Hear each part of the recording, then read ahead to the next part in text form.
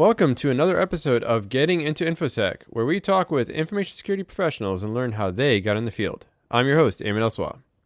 Today, my guest is Elvis Chan. My current job, despite all of the paperwork and meetings that I don't want to go to, it is a 10 out of 10. And the reason for that is I think the impact that I feel like we can make, both a national impact and an international impact. Elvis is a supervisory special agent who works cybersecurity matters for the FBI San Francisco Division. When people worry about Big Brother or, there's like the nanny state or whatever, what they don't really see is like our very strict adherence to the Constitution. He is the ultimate good guy battling bad guys behind the scenes in the cybersecurity world. If you have any questions or comments about getting into InfoSec, you can reach me on Twitter at coffeewithAmon. You could also leave a comment on the site or email me at amon@gettingintoinfosec.com. All right, on to the show. Hi, Elvis. Thanks for coming on the show. Well, thanks a lot for having me.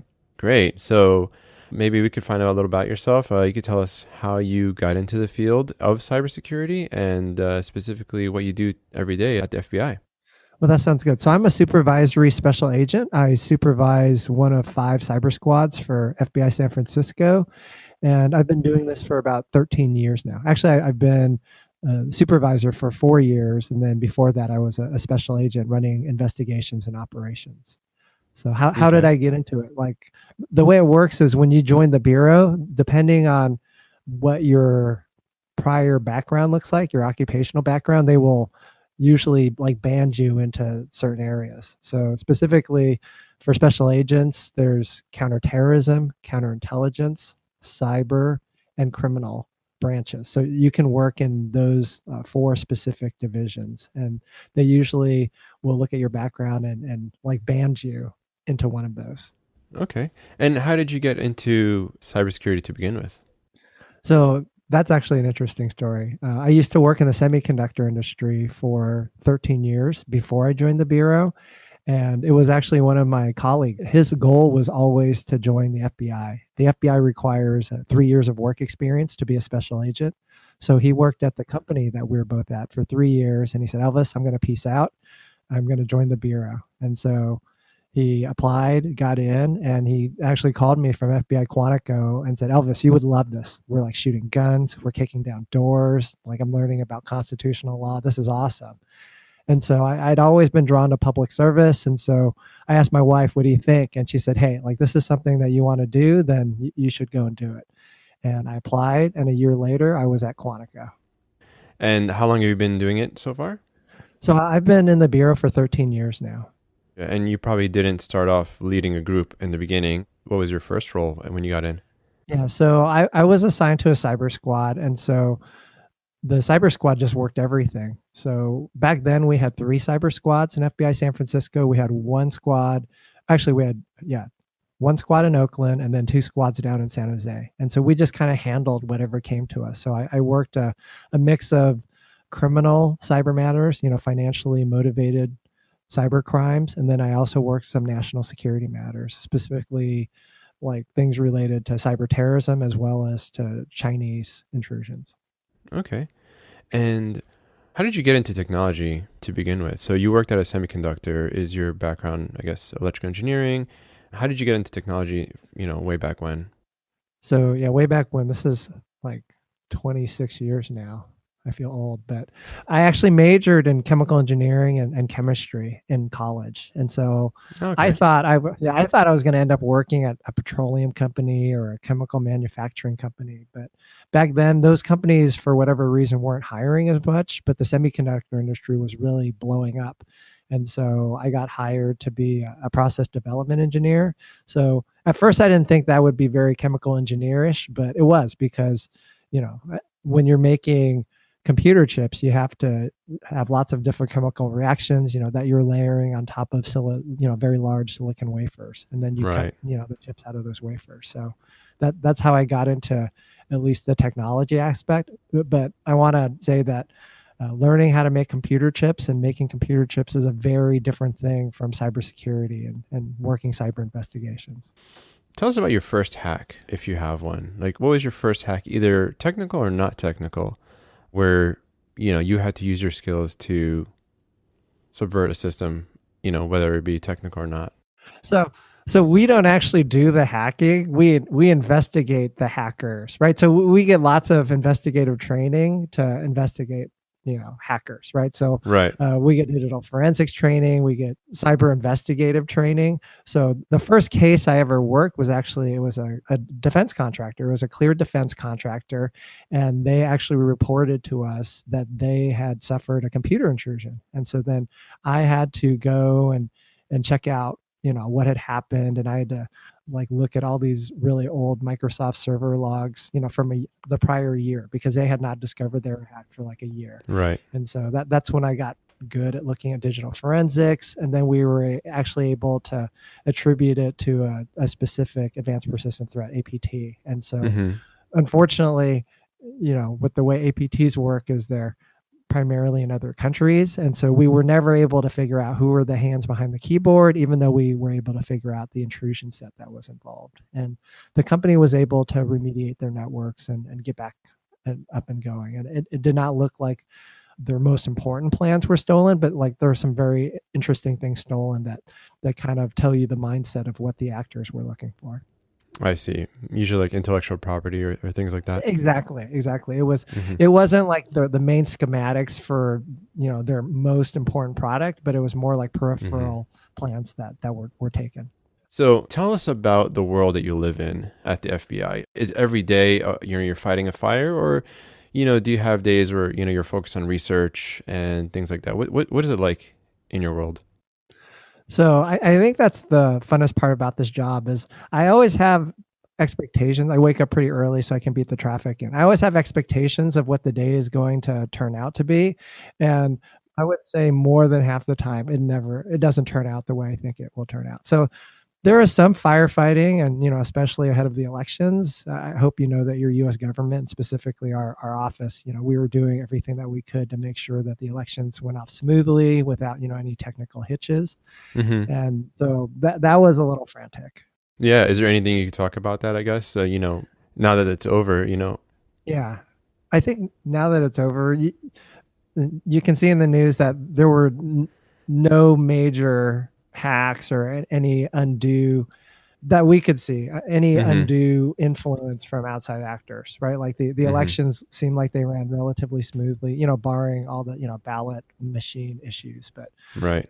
we just wanted to make sure on our end that there wasn't any undue foreign influence, and there was a lot of stuff going on behind the scenes that Mm-hmm. helped lead up to that. The manpower to handle that must have been immense. Yeah, I mean, it's the full force of the government, right? It's the entire interagency working. It's not just the FBI, and it's not just our office. It's Department of Homeland Security. It's like all of the intelligence community agencies, making sure that we're sharing all of the intelligence of any foreign actors who might be trying to do things to influence our election. So there was a lot of stuff behind the scenes that I can't really talk about, but Of course, there was yeah. a lot of people working on it. And I don't even know if I could put a number on it. Yeah. Yeah. From the public bystander view, it's hard to tell. That's really good insight that there is this level of effort being done behind the scenes. You guys did a good job of not showing that it was a big level of effort. So, and I don't want to say that it's just a government effort, because there's a very large component that's the private sector, right? So it's all of the social media companies, it's all of the technology companies who are doing their fair share of making sure that fake accounts are shut down, and to try Right. to find all of the different things that bad actors are trying to do on their platforms, and making sure that they're getting knocked out. So you can see just in the news that there was a very concerted effort on the part of all of these social media companies to make sure that a rerun of 2016 did not happen in terms of the fake news and foreign influence. Yeah, that's wonderful. So you mentioned every day, you go into work and you have these expectations, and it just doesn't turn out the way you would like it to. I think for a lot of people, even in the private sector, it's the same way. So you're up early, so I think you get ahead of a lot of maybe where everyone else is in the office. So tell us more about the world. You go to the office and there might be a fire, right, that you have to quell. But what about the days where there isn't a fire? So those days are far and few between. There's usually, unfortunately, there's usually fires, right? I mean, you see in the news, if you see in the news that there was a hack, you can be sure that there's at least one, maybe two, maybe several offices mobilized to figure out what the heck happened and to deploy, folks to do incident response to try to help the company and figure out who the bad guys are. So that's the thing is we can't control who does a hack or who finds out the hack. Like on a regular day, I would love to be able to just like go through my email and have like the scheduled meetings that I'm going to have and, like try to get through some paperwork, writing reports and documenting things. But the fun stuff. Yeah, the fun stuff. But like when the fire happens, right? Usually there's coordination with FBI headquarters and maybe some other 3-letter agencies to figure out what we know. Then there's like the frantic, call with the victim company, and there's usually lawyers involved, which is fair, right? Because there's always privacy and compliance issues. And then just coordinating our efforts versus what the victim company is doing. That's kind of like where the franticness comes in. Yeah. No, it's really good to know. Do you have any interesting war stories that you can share with the audience? So anything either funny or just really interesting? Yeah, I do. And maybe I'm a little partial, but our squad was the squad of record for investigating the 2014 Yahoo hack. So I don't know if you remember that one. It didn't really come out until 2016 when they made a public disclosure, when Yahoo made a public disclosure. But maybe you could explain it for the audience, some background on it? Yeah. So what happened was Yahoo had found a breach, and they believed that it was a nation state. And so then they came to us. They like voluntarily came to us, and like they were trying to be good citizens. And they said, "Hey, Elvis, like we have this thing. We think it's on our network. We believe it's a nation state, and we wanted your guidance, your suggestions on what you guys are seeing." So then we took their indicators of compromise (IOCs), and we were actually able to track it back to the Russians, specifically the FSB, which is the counterpart of the FBI, and the department was called Center 18. So Center 18 was, one of the main departments that actually interacts with the FBI. We have a legal attaché in our embassy in Moscow, and Center 18 FSB officers pretty much interact on a daily or weekly basis with our agents over there. So it was kind of ironic that, on the one hand, we're trying to interact and engage with them on counterterrorism efforts. And on another hand, we've seen the digital fingerprints of FSB officers all over Yahoo's networks. And so, we just kept pulling on the threads. And we were actually able to figure out there were 2 hackers for hire that the FSB had used. And then there were 2 FSB officers who were responsible for the 2014 hack, which involved the theft of over 500 million user credentials. And so once we were able to figure that out, we were able to, we located them, the 2 FSB officers are in Moscow, and then one of the hackers that they hired was also in Moscow. But the good news for us was a 4th hacker, one of the hackers for hire. He was a Kazakhstani naturalized Canadian citizen. And I don't know if you guys realize this, but we're really good partners with the Canadians. And so we were able to tip the Canadians off, the Royal Canadian Mounted Police, and then they coordinated with us and we were able to effect his arrest. And then he actually waived extradition because we had him dead to rights with, all of the digital evidence that we'd collected. And just late last year, actually just earlier this year, he was sentenced to 60 months in prison and ordered to pay a $250,000 fine. Wow, that's intense. No, it's like, I don't know if people really understand, like, why are the Russians, coming after us? I think people are starting to understand a little bit better after 2016, but the way it works is, right, the FSB is kind of the counterpart of the FBI. And so U.S. companies, we can serve them with search warrants or subpoenas, and they're U.S. companies, so they have to comply. The FSB also runs investigations, if you can, put the air quotes around investigations, because they're typically targeting, dissidents or activists or journalists or like cabinet secretaries for former Soviet bloc countries. So they have to run investigations. They will try to serve a search warrant or a subpoena on a company like Yahoo or other U.S. companies. And guess what? These U.S. companies will not comply, right? Because, A, they're U.S. companies, and B, they could see that this type of targeting would not, conform to, U.S. constitutional standards. So what do the Russians do? Well, since they're not going to comply with our process, we're just going to hack into them and take everything I and use see. that for investigations. I see. I think also I saw somewhere, and correct me if I'm wrong, where FSB officers can sometimes work outside the organization, be hired privately for third parties, where, the FBI, you can't really do that. Is that right? So you've got it partially right. What actually happens is FSB officers, when they get to a senior enough level, they can do undercover work, right? So they can get embedded in other Russian companies, primarily Russian companies, where no one knows that they're still, a card carrying, badge carrying FSB officer, but they're working in these other companies. And one of the guys we actually indicted, his name is Igor Sestyan. He was working at a company called Renaissance Capital.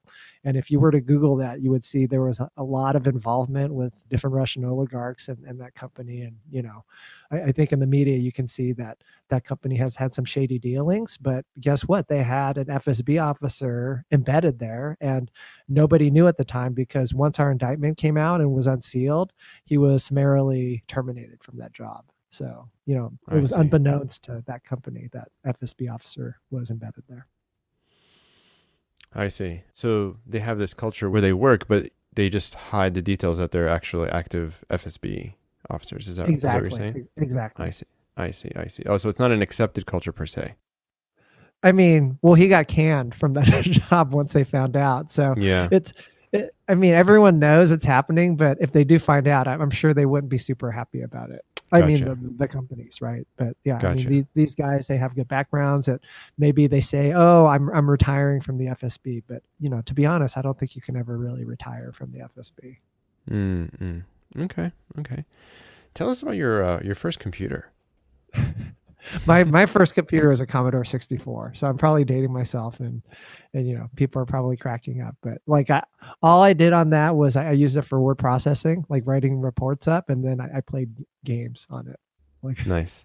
Ultima is the one game I really remember. Those are the games where you type out like, walk through this door, turn right.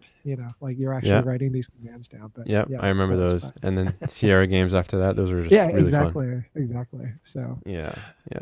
That's awesome. Cool. What's your advice to folks looking to get into information security in general? I think the number one thing is just exposure, right? So I have 2 kids, right? And we try to expose them to coding, like I have 2 daughters, right? So there's the girls who code. And I think just any of that kind of exposure to technology is good, right? So classes are good. Online courses are good. There's lots of great videos, on YouTube and other sites. So that's number one. Like, is this something that you like? Is this something that you're interested in doing? And then trying to nurture that, right? And then I think from there, then you just build on, right? Making sure that you're doing your STEM courses. A lot of people don't seem to like that for whatever reason, but really, if you can foster that love of STEM, science, technology, engineering, and mathematics, that will really carry you a long way. And then for me, I really didn't know what I wanted to do. I just knew that I liked STEM. So I'm in college and I'm trying to figure out what I do. So you try to hit all your bases, right, in college, and take all the different science courses that will be able to fulfill a lot of different majors. And then I took Fortran 77 back in the day, and I was like, oh, this is really interesting. And it was a little rigid, obviously, compared to the type of programming that we have now. But I think that's what sparked my love for that kind of stuff. Okay. What are all the different roles that are available in cybersecurity at the FBI? So there are 3 main roles that I'd like to talk about. So there's the special agent role, right? So the special agent is, gun carrying, badge carrying agent. And so we're actually all given the same training, except, depending on our background or proclivity, we can be designated a cyber agent. And so cyber agents, have all the same authorities that any FBI agent has. But what we have on top of that is we have specialized cyber training. So there's in-house training that we do to train our folks, and then we actually use commercial training, like SANS Institute is what the FBI uses, and Mandiant. Those are the 2 organizations that we get a lot of our training from. So that's one position. Then another position is an intelligence analyst. So they don't have to carry guns, they don't have to go in the line of fire, but they do some very important work, right? So they try to analyze the information from our investigations, right? So at the end of the day, FBI agents, we collect evidence, right? We collect evidence and intelligence analysts help parse through it and help us figure out like what is going on, what are the trends that are going on, what are the different things that are doing, and then they help us pull on the thread. So that's what intelligence analysts do. They have to have a 4-year degree too. They don't necessarily need to have a technical background, but having a technical background makes it a lot easier. And like the intelligence analysts that I work with that have some sort of science or technical background tend to pick up cybersecurity faster. And then the third position that we have is a computer scientist position. So this is someone who has a degree in information systems or in computer science, and we hire them specifically to help us do not only the digital forensics, but any of the cybery parts of the investigation, log analysis, setting up scripts, like running different programs, reverse engineering. So they're like the heavy hitters, right? Like, so cyber agent is more of a generalist, and intelligence analyst is also, like she or he has an intelligence aspect, and the computer scientist, like they are honed in on the very technical details of any cyber investigation or operation. I see. Equivalent to like the analyst or engineer in the private sector. Correct. Okay. And when you said tech background, I think you're saying you need some sort of real world experience before going into the FBI. Yeah. So when you say tech background, is it necessarily a degree in tech or just that you have exposure in technology? Yeah, so I think just having the exposure in technology is the important thing, right? If you can talk to it, if you can be interviewed and say, I've managed this project, or I've put together this thing. Right. Some of the really good cyber agents I've worked with came from different backgrounds. They came from like business backgrounds, or they came from healthcare backgrounds. And what they've done is when they got into being a cyber agent, they took to all of the cyber training that we got, like, fish to water. And then they just go out and, there's so many different resources online that you can do to self-educate. And so that's what I've seen a lot of folks do is, just having some exposure to it, but once they get into the bureau, like really jumping in. So is there a chance that someone could apply for some sort of cyber capacity and not get that?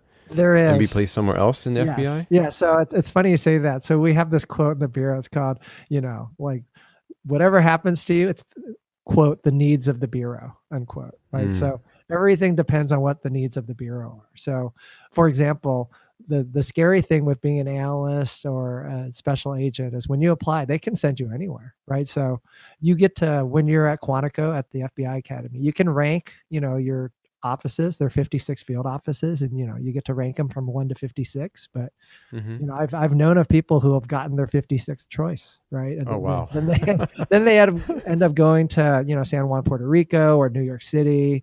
Maybe not their first choice, but I think the thing is, like, there's good work to be had in every field office, and it is what you make of it. And once you do your time and like you gain your experience, there are definitely ways to get to different field offices, through transfers, through promotions. So needs of the bureau. At the end of the day, we just have to realize that.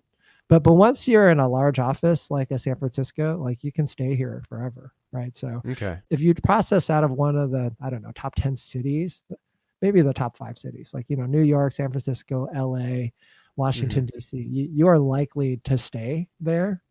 But you come from a smaller town, then you're likely to get pushed into one of the big field offices. Is that for all positions or just the special agent ones? The special agent and the intelligence analyst positions. Okay.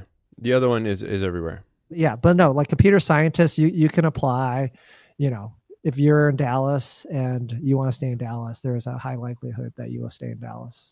Very high likelihood. And then also if you're an administrative, we call them professional staff. So all of the administrative positions, when you're hired, you're typically hired through the local field office, and you will work at the local field office.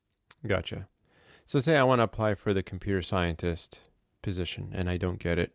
Can I then apply for the other positions, or should I apply for all 3 at the same time? Yeah, you can apply for all of them simultaneously.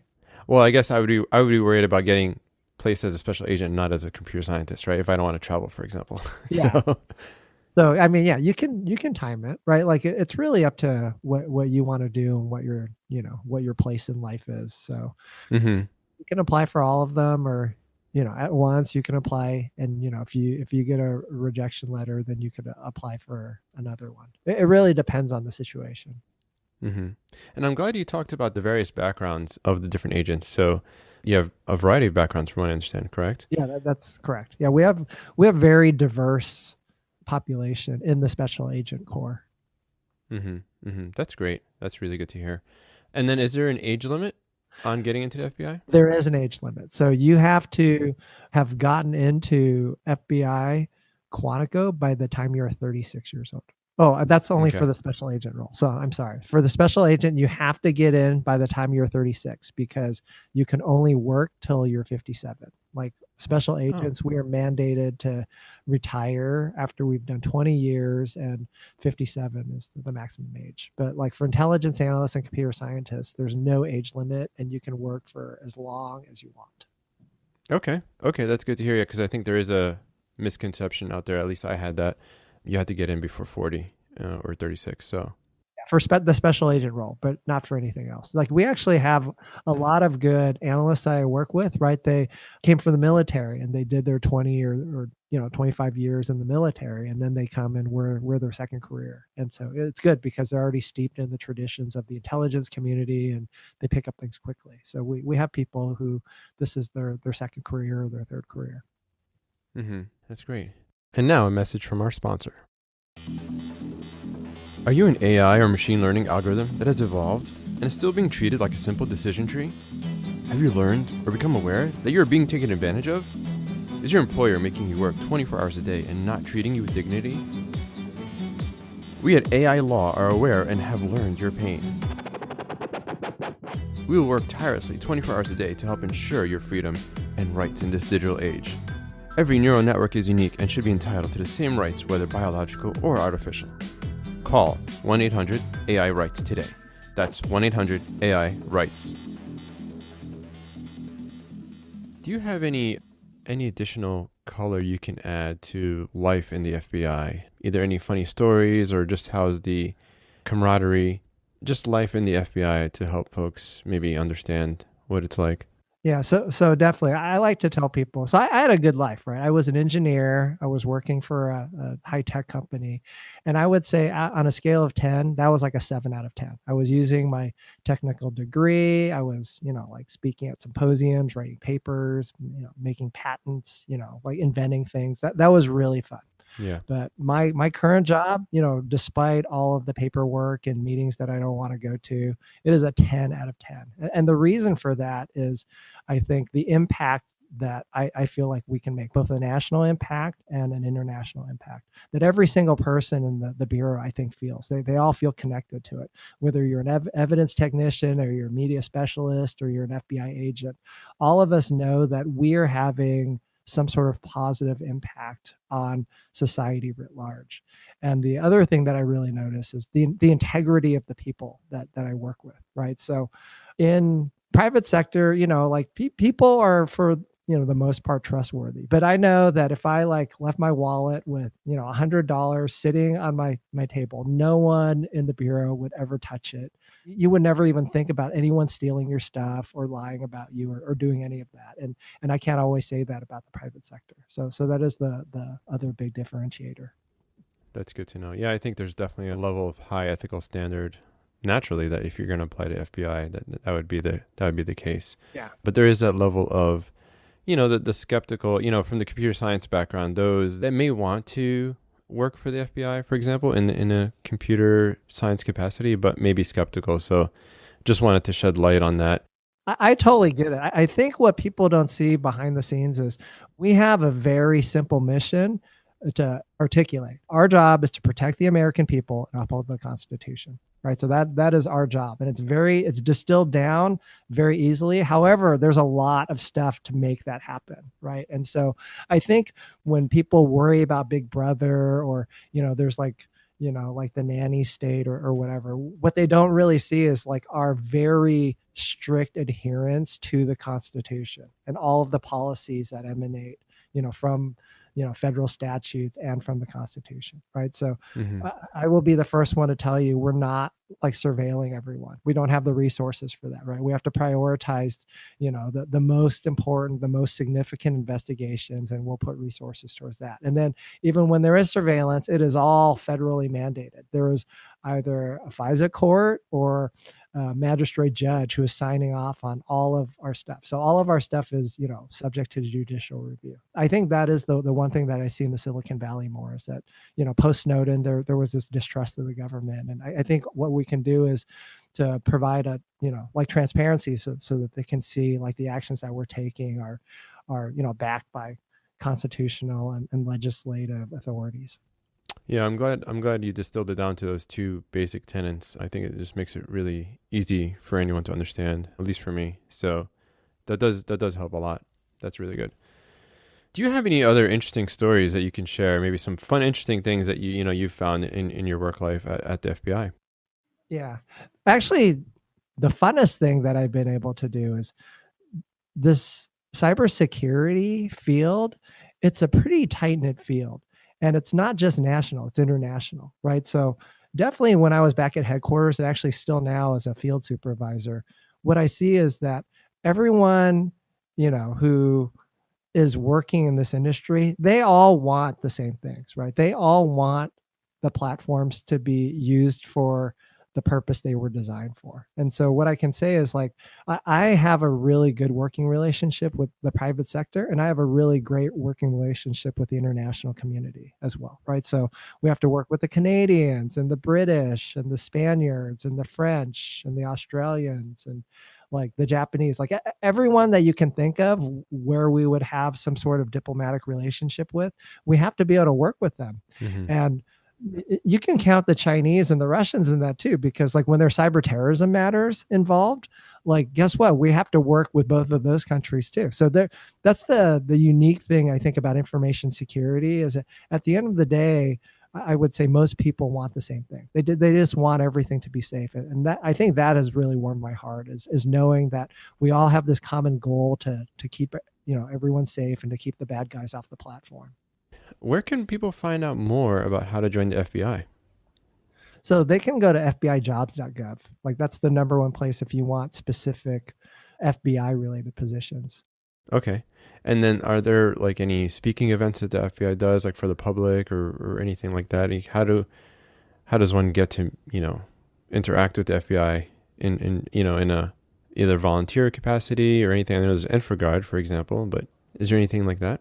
So there are two ways. So you've mentioned the InfraGard Alliance. So that's a public-private sector alliance that's managed by the FBI. So InfraGard is an organization, and it's, it doesn't cost any money to join, but private sector folks are allowed to join. If you just Google InfraGard, INFRAGARD, you will find that what we do is it's a membership where we have quarterly meetings and we'll discuss cybersecurity. We'll discuss, other types of physical security things. There's a quarterly meeting held at every local chapter. So if you just Google InfraGard, you'll be able to find that. The other thing that you can do is you can just reach out to your local field office, right? So each local field office, there are 56 of them. We always have different events going on where we participate in. And then also people can make requests, right? If they want the FBI to come to their conference or to come to their event, they can put in a request and then we can review them and prioritize them. And sometimes we can actually participate in them. Okay. Yeah, that's great to know. I remember there was a company I was at and the FBI came in and did a presentation. It was an information security awareness internal conference to the company.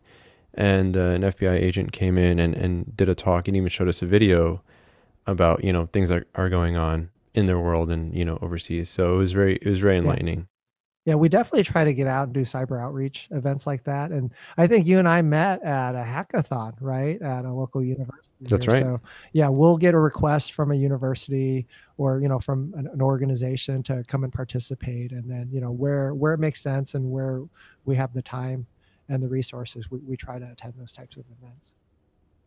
Yeah, I think that's great. I think that's super important for folks to have that interaction with all parts of the cybersecurity sector, including the FBI. So I think that's really, really helpful. I know I've benefited, so that's really good. Well, I'm glad you did. Great. So, Elvis, any other interesting stories or something funny that you've run across? I'm sure you have a million war stories. Unfortunately, there are. I mean, there are times when we're just sitting in the squad area, and unfortunately, it's all classified is the issue, right? So all of the stuff that we're working is classified, and I think what we would say is like people would not believe some of the stuff that we've seen or that we've gone through, and they would make the worst movie plot because they would be so unbelievable. I think that's the problem. What I can typically discuss, in this kind of setting is fully adjudicated investigations, and that's what but those tend to be a little more cut and dried, unfortunately. But yeah, that is just how it goes. That's crazy. Well, maybe we'll hear about one day. Yeah. That'd be great for another episode. Yeah, mostly I think, what do they take? 30 years before they get declassified. So, wow. Like the Watergate, that's fully declassified. All of those types of things, unfortunately, it takes 30 years. But there's a lot of crazy stuff going on right now. And I wish I could talk about it, but I think, time will tell that we were doing our job in the Bureau. Yeah, I think it will. Well, we really thank you for your service and appreciate all the things you do, even if we don't hear about them in the news. It's definitely appreciated. All right. Thank you very much. All right. Thank you. Thanks for listening. I really appreciate it. If you like this show, please share it with your friends and let others know. If you have any questions or comments about getting into Infosec, you can reach me on Twitter at coffeewithamon. You could also leave a comment on the site or email me at amon@gettingintoinfosec.com. Every week, I let my guests pick their music for the outro. This week, it's Mothership by Paul Mitchell Beebe. See you next time.